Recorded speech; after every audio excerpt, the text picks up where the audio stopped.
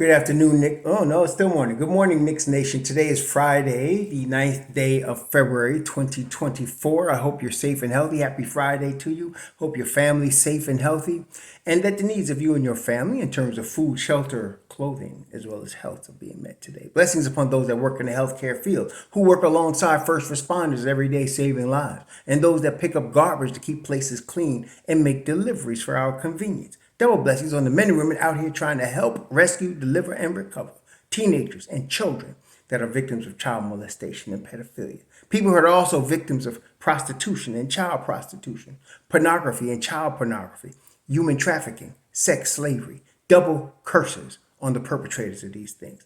Double curses on those who profit from these things. And double curses on the perverts that create this industry. Finally, double blessings on the homeless. Nearly 600,000 men, women, and children homeless in the United States of America right now, and millions around the world in similar or even worse conditions. Blessings upon them, for theirs is the kingdom. Now, there was a basketball game last night, and the Knicks lost to Dallas, but the Knicks were only playing basically with six guys. And the Knicks, of course, fought, scratched, clawed best they could with the six guys that they had. They used even some G League dudes in Charlie Brown and Jacob Toppin. And, it was just a tough night. It was going to be up against it without Jalen Brunson, without Jericho Sims, and of course, we know without Jew, without OG, without Mitch Rob. But the good news is that all them guys are coming back. And then this weekend, you're going to have the two new additions, Alec Burks and Bogan Bogdanovic, playing. Now, I'm still curious as to Bogdanovic's role here. I don't know if it's going to be as big as people think. Did you all see Deuce last night? Anyway, I don't know how you're going to say he's not going to be playing, so we'll see what happens. But bottom line, the Knicks got better. And let me just explain briefly why this was a sharp move by the Don. Oh my gosh, the chess player strikes again. Look, so Bogdanovich has a partially guaranteed $20 million deal, okay, for next season. Burks is an unrestricted free agent at the end of the season. Between the two of them, that's about $30 million between the two of them, okay? About $30 million. If you notice, of course, the Knicks didn't give up any number one picks in getting their business done, okay, this trade season.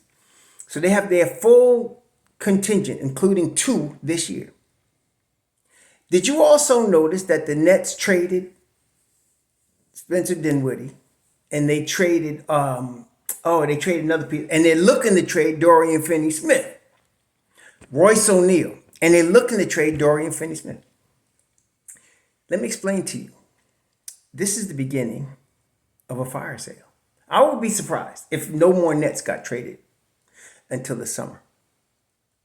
And in the summer, you're going to see fire sale. They're going to look for first round picks. Going to look to go young and develop or rebuild. And Knicks Nation, I think you all know what that means. So, we might see some things. I know everybody's looking for the big star. The Knicks don't need a big star. I've been telling y'all that. But Mikal Bridges, we'll see. That door has just opened. Okay? So when they lose, a Royce O'Neal is a playoff piece. And so is a Spencer Dinwiddie. And so is a Dorian Finney-Smith.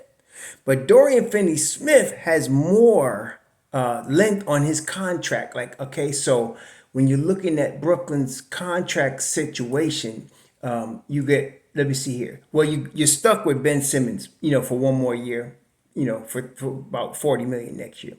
Cam Johnson, he's what's he doing? It looks like he's got a $90 million contract, and his contract goes for the next 4 years. That's a good contract. It's a $90 million for a very solid player who's just in his prime right now. Not a superstar, but definitely an auxiliary piece to a championship team, as he was in Phoenix. Then, of course, Dorian Finney-Smith, he also has a really nice contract, 4 years, $55 million.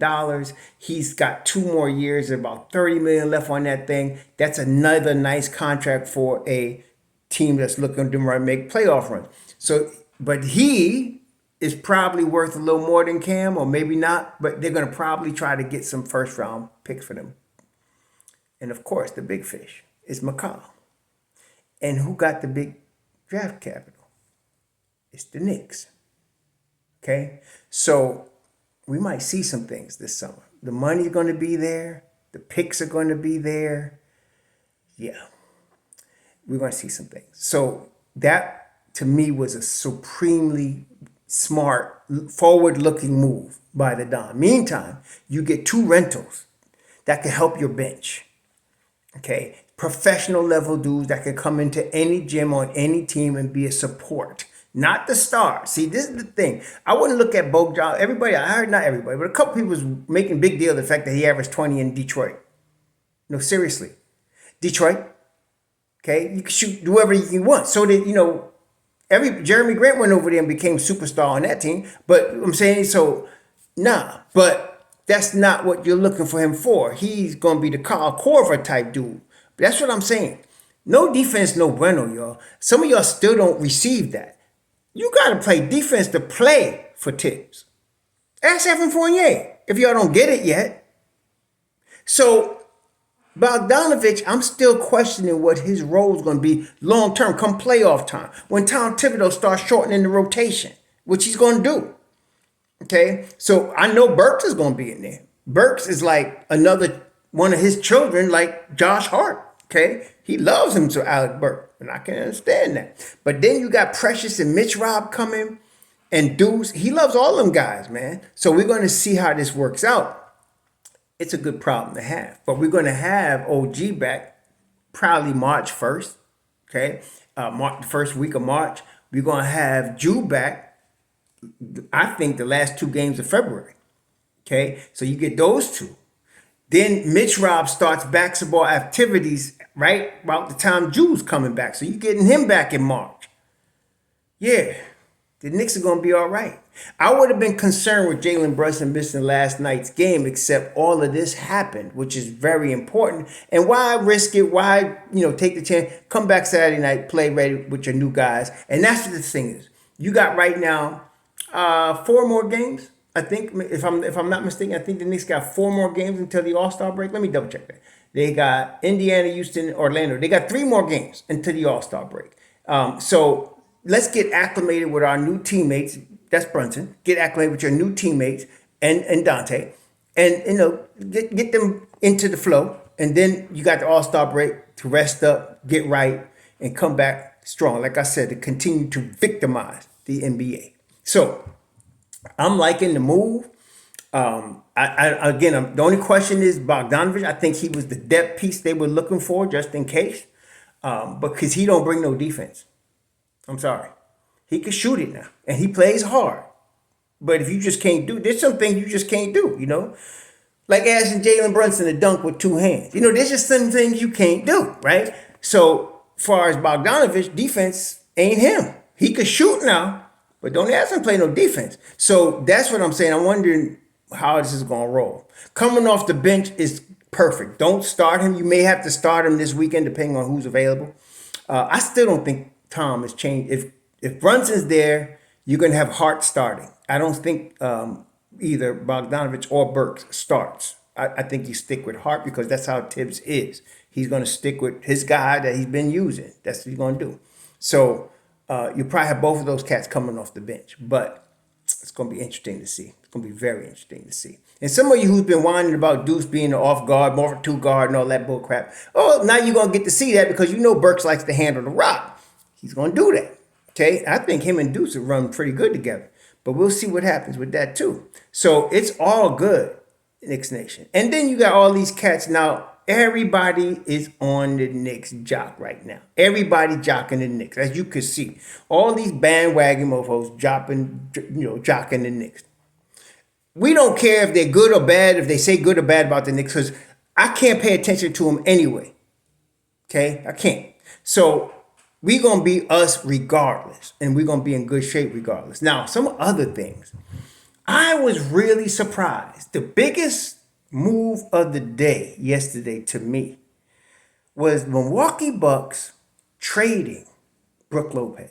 Now that, to me, I don't know what's going on. I don't know if Brooke secretly lost a step, if there was some internal strife with him and Doc Rivers. I don't know. But Brooke Lopez is an important, or was a very important piece for Milwaukee. 3-point shooting. He's like Al Horford, 3-point shooting, defense, toughness. That's Brooke Lopez. And you need him if you want to win a chip. So for them to trade him, I was a little surprised about that. That they traded Brooke. Was it Brooke they traded or was it the brother? Daggone, let me just make sure I got this right. They traded Robin. I'm sorry, not Brooke. I was gonna say they traded Robin. I thought it was Brooke. No, they traded Robin. Okay, it makes more sense now. Because I was like, dang, they traded Brooke Lopez. I don't understand. No, they traded Robin Lopez. My bad there. It was Robin they traded, not Brooke. Okay. So they got their team. But I was worried. I was like, why would they trade Brooke Lopez? It was Robin Lopez they traded. So they still got Brooke. I'm going to say they need him for the stretch run because Milwaukee's already on thin ice. For real, though.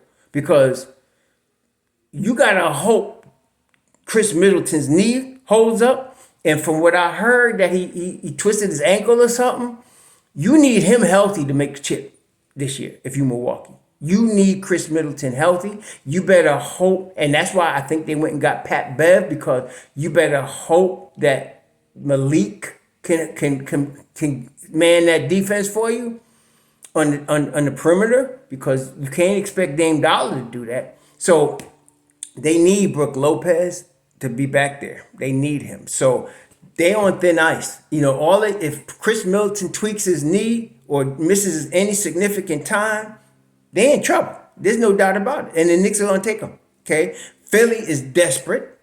That was a desperation move to get Buddy Hield yesterday. They don't know if Embiid can come back or not. More likely not. They're trying to keep him. They're trying to make him happy to show they got something going. Don't leave us, please. Don't leave us. Next year we could try again with Buddy Hield. That was about. They done this year. They done. Okay? So really it's Boston, Cleveland, New York. That's your top Eastern Conference. Boston, Cleveland, New York. Okay? And we in it, baby. We in it to win it. So the Knicks are a threat to come out the East, a legit threat for the Eastern Conference Finals. Legit. Okay? And so I'm liking these moves, plus setting themselves up for a possible Mikal Bridges bid in the summer. Yeah, that's all we're talking about. That's all we're talking about right now. So, and in the meantime, Dante DiVincenzo is becoming that guy. I mean, he's using this opportunity to become that guy. Okay, so this is it, man. We're coming, y'all. No, we're not coming. We here. Enjoy your weekend. So.